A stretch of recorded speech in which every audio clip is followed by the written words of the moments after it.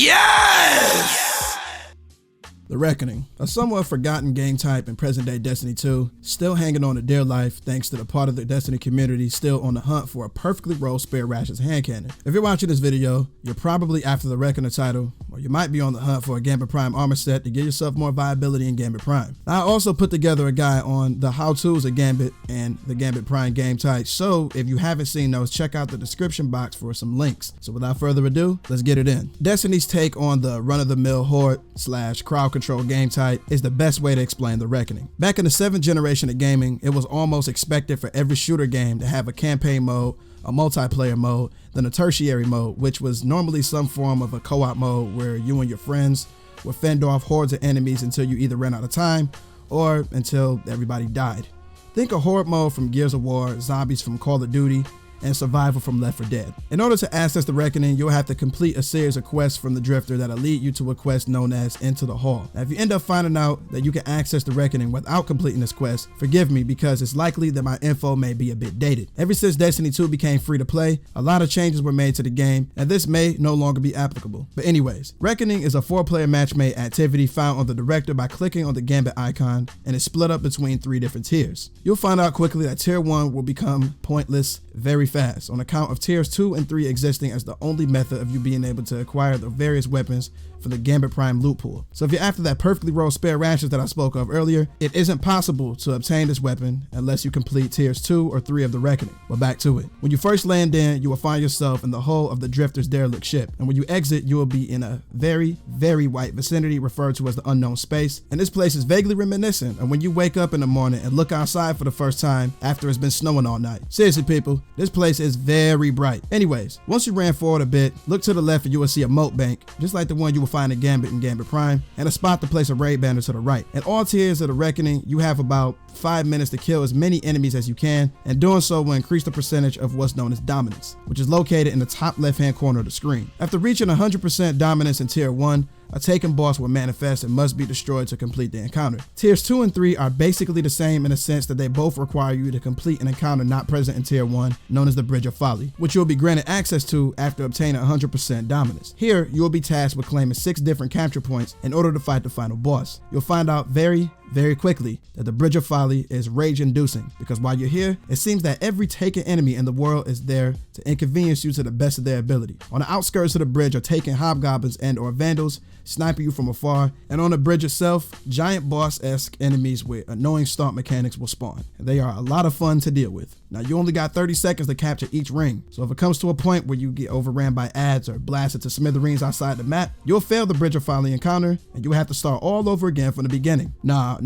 I'm not saying you have to start all over again from the beginning of the Bridge of Folly. You gotta start the Reckoning all over again from the point where you left the derelict, and it sucks. Because of this, it's almost mandatory to have a Warlock with Phoenix Protocol and a Hunter with Orpheus rigs present on your fire team to minimize the likelihood of failure. The Warlock with Well of Radiance will want to cast their well directly on top of the capture ring for everybody inside the well to kill as many ads as possible to generate super energy for the Warlock via the Phoenix Protocol's Battle Hearth perk. The Hunter with Orpheus rigs responsibility is to use their Shadow Shot to keep the ads at bay and generate ores for the rest of the fire team, but mainly for the Well of Radiance user. Your team should make it to all 6 of the rings with no problem by doing this. Now, after you capture the final zone, you will be welcomed to a boss fight that changes every week. One week, your opponent will be the likeness of Oryx, a Taken look-alike of Oryx the Taken King, or 2 Darkblade Knights known as the Swords. These bosses have jurisdiction of what weapons will drop. So if you're going after the Lonesome Sidearm, the Night Watch Scout Rifle, the Soul Survivor Sniper Rifle, the Last Man Standing Shotgun, or the Just in Case Sword, you have to wait for the week where the Darkblade Sword Brothers are the bosses,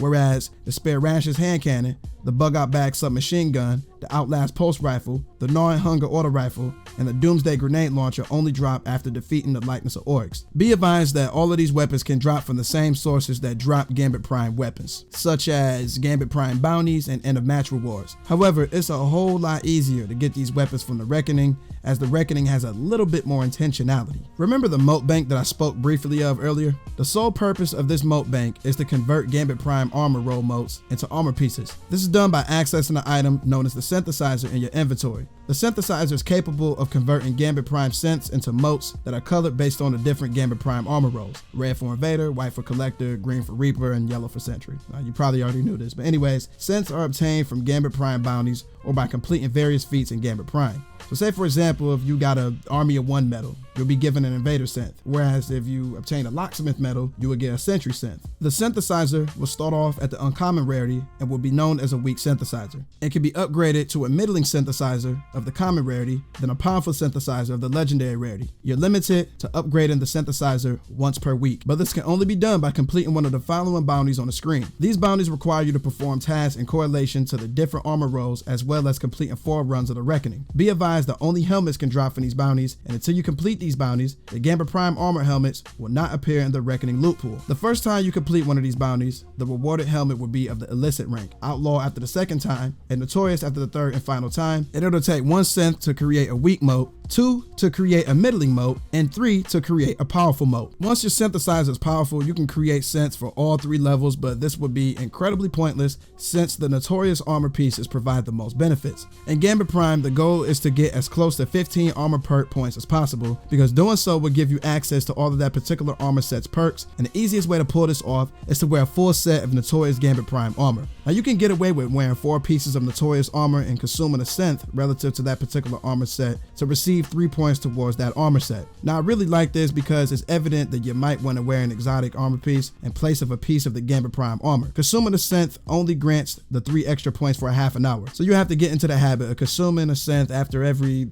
2 or 3 matches or so if you aren't wearing all 5 pieces of a particular set. Well everybody, that's the Reckoning in a nutshell. I hope that this video was useful. If it was, and if you made it to the end, do me a favor and thumb rush to that like button till it turns blue. And if you're new to my neck of the woods, do me a favor and subscribe to the channel and click that bell icon so you don't ever miss a video of the most elite gaming content. But with that being stated, 1LHD is over and out. Y'all take it easy.